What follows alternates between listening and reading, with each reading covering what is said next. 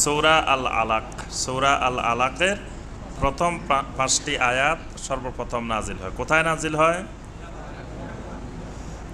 ওই পাহাড়টার নাম কি আর গুহাটার নাম কি? পাহাড়ের নাম জাবালে নূর। পাহাড়ের নাম জাবালে নূর। আর যেই গুহার মধ্যে নাজিল হয়েছে ওই গুহার নাম গারে হেরা, মানে হেরা গুহা। তো এই পাহাড়টার নাম জাবালে নূর।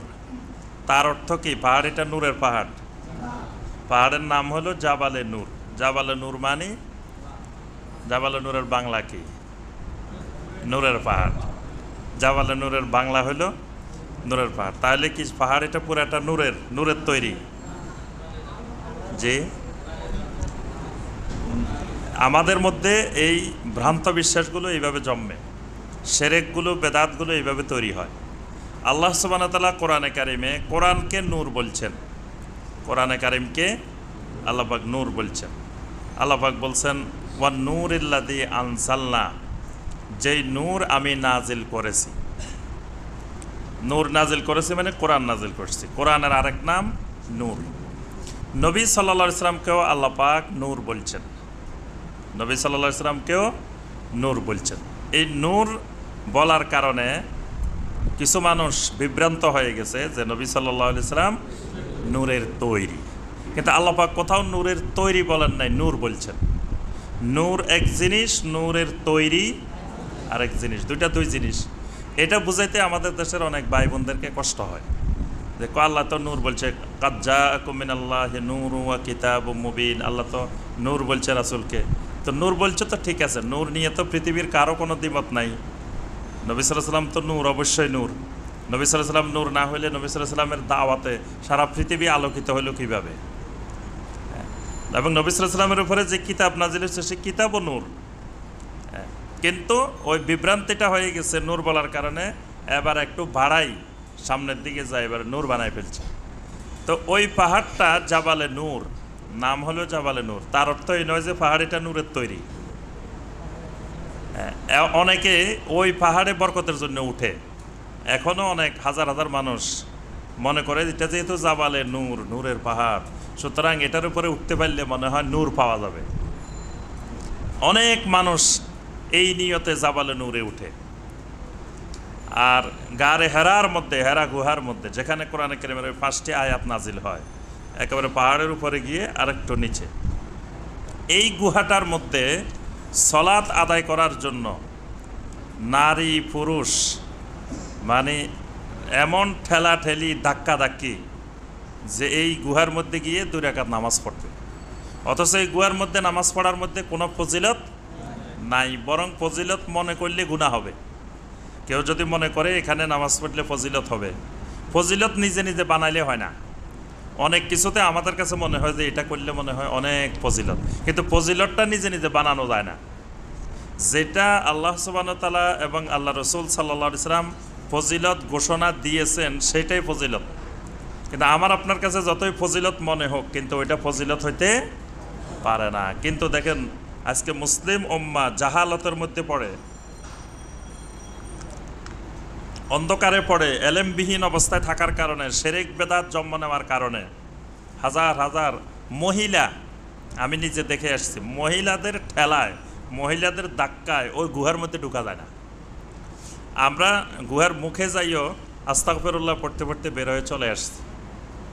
মানে মহিলারা যে অবস্থায় সেখানে নামাজ পড়ার জন্য পুরুষদের সাথে প্রতিযোগিতায় নামছে, মানে মারাত্মক গুনাহের কাজ, অশ্লীলতার কাজ, সেই গার হেরার মধ্যে গিয়ে এই অবস্থা করতেছে। মানে নিজেরা ফজিলত বানায় নিছে। আল্লাহ সুবহানাহু ওয়া তাআলা এখানে কোনো ফজিলতের কথা বলেন নাই, নবী সাল্লাল্লাহু আলাইহি ওয়াসাল্লাম কোনো ফজিলতের কথা বলেন নাই। বরং এই কোরআন নাজিলের পরে নবী সাল্লাল্লাহু আলাইহি ওয়াসাল্লামের উপরে সর্বপ্রথম যখন ওহী নাজিল হয়, তারপরে নবী সাল্লাল্লাহু আলাইহি ওয়াসাল্লাম আরও 23 বছর জীবিত ছিলেন।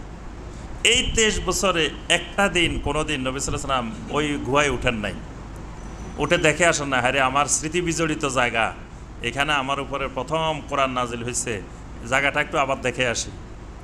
নবী সাল্লাল্লাহু আলাইহি ওয়াসাল্লাম জীবনে একবারও আর সেখানে ওঠেন নাই। আবার নবী সাল্লাল্লাহু আলাইহি ওয়াসাল্লামের সাহাবীরা, লক্ষাধিক সাহাবী, তারা চিন্তা করেন নাই যে হারে এটা কোরআন নাজিলের জায়গা, আমার রাসূল এখানে কোরআন পাইছেন, আমরা একটু উঠে এখানে দেখে আসি। একজন সাহাবীও জীবনে এখানে এই পাহাড়ের উপরে উঠেন নাই। অর্থাৎ এই পাহাড়ের মধ্যে কোনো বরকত আল্লাহ পাক রাখেন নাই। বরকত হলো কোরআনের মধ্যে, বরকত হলো রাসূলের মধ্যে, বরকত হলো রাসূলের সুন্নাহর মধ্যে। আল্লাহ পাক ওই পাহাড়ের মধ্যে আর গুহার মধ্যে বরকত রাখেন নাই। আজকে মুসলিম উম্মাহ কোরআন ছেড়ে দিয়ে, নবী সাল্লাল্লাহু আলাইহি ওয়াসাল্লামের সুন্নাহ ছেড়ে দিয়ে, বরকত ছেড়ে দিয়ে ওই পাহাড়ে যাই ঘষাঘষি করতেছে আর ধাক্কাধাক্কি করতেছে বরকতের জন্য। মানে যেখানে বরকত নাই সেখানে বরকতের জন্য যাই খুঁজতেছে।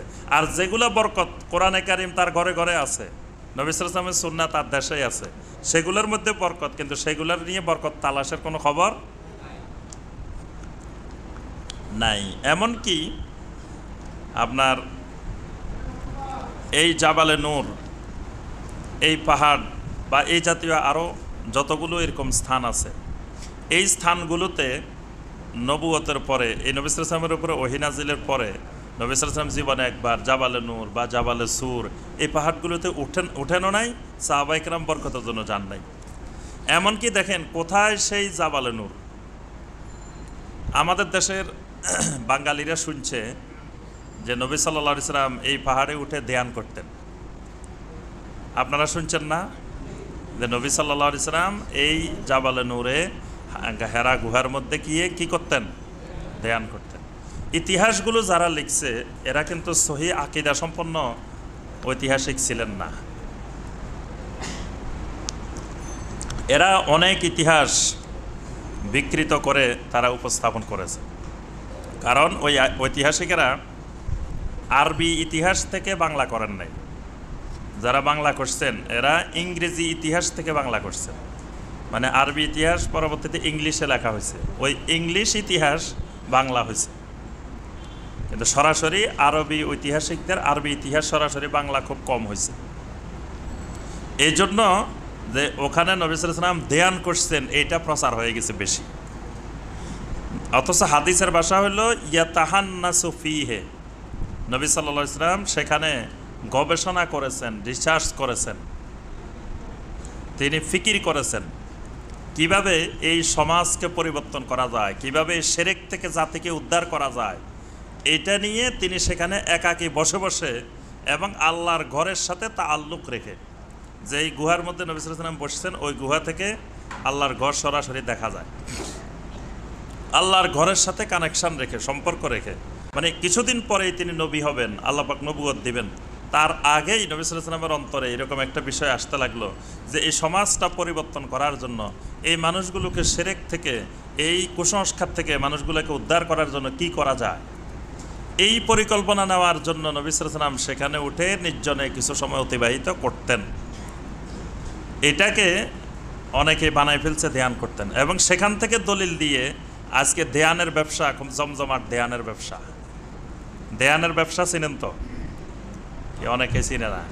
আরে ধ্যানের ব্যবসায় বাংলাদেশের লক্ষ লক্ষ মানুষ এখন এই জটিলতায় পড়ে গেছে, এই দ্বীনে এলাহির মধ্যে পড়ে গেছে।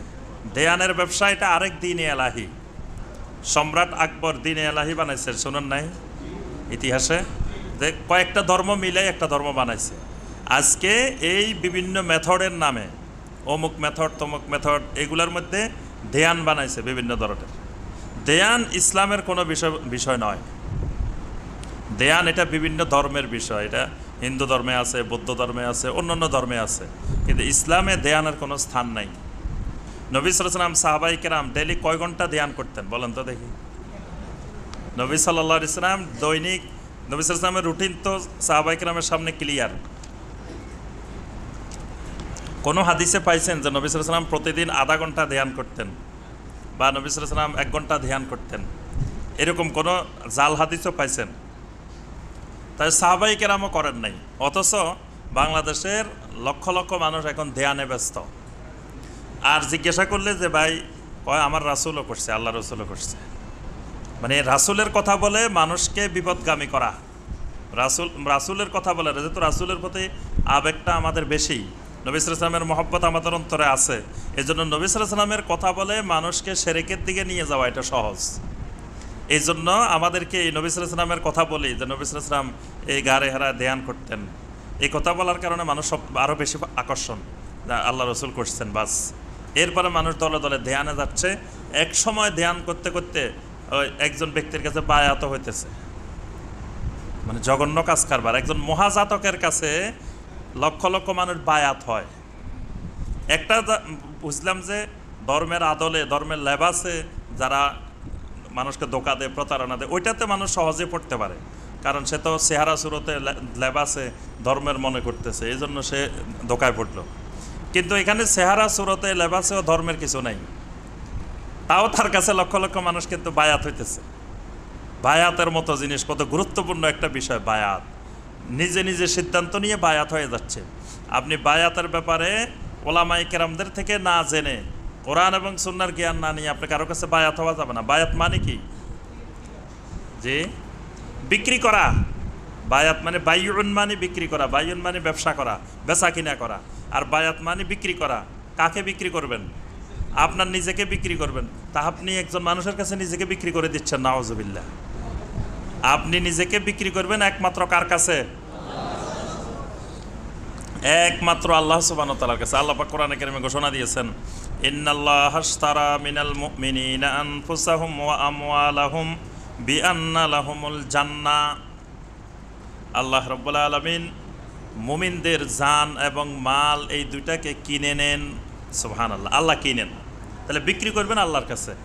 আল্লাহ পাক এর বিনিময়ে কি দেন? বিআন্না লাহুমুল জান্নাহ, তার বিনিময়ে আল্লাহ সুবহানাহু ওয়া তাআলা জান্নাত দেন। সুবহানাল্লাহ। এই জন্য বিক্রি করতে হবে আল্লাহর কাছে, যে আল্লাহ পাক এটার বিনিময় দিবেন। অথচ একজন মহাজাতকের কাছে বিক্রি করে বসে আছে। আল্লাহ সুবহানাহু ওয়া তাআলার কাছে বিক্রি করবেন কিভাবে?